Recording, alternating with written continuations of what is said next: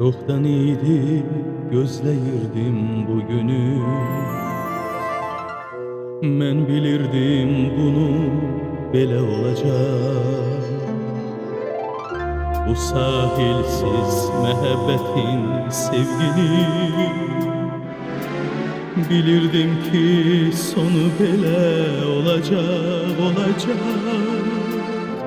Bilirdim ki sonu belə olacaq.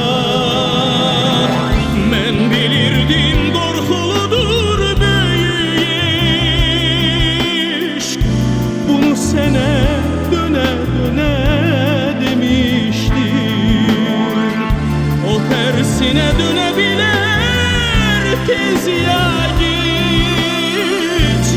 Dönə bilər bəzən yine demiştim.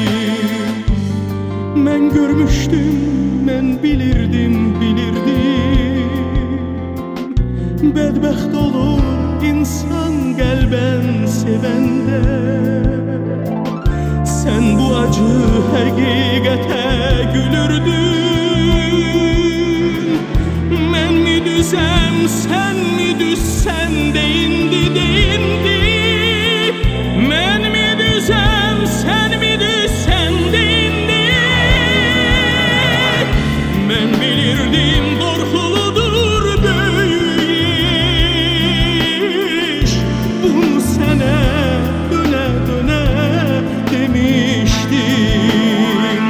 O tərsinə dönə bilər tez ya geç. Dönə bilər bəzən kinə demişdim.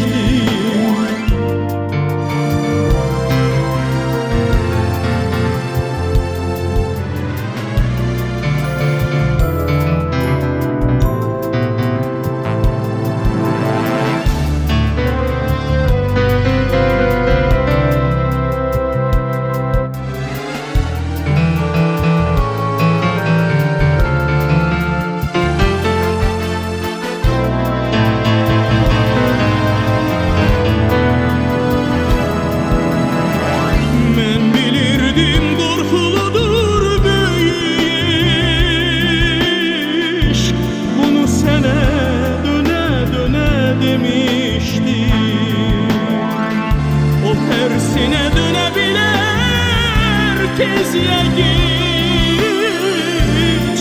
Dönebilir bazen ki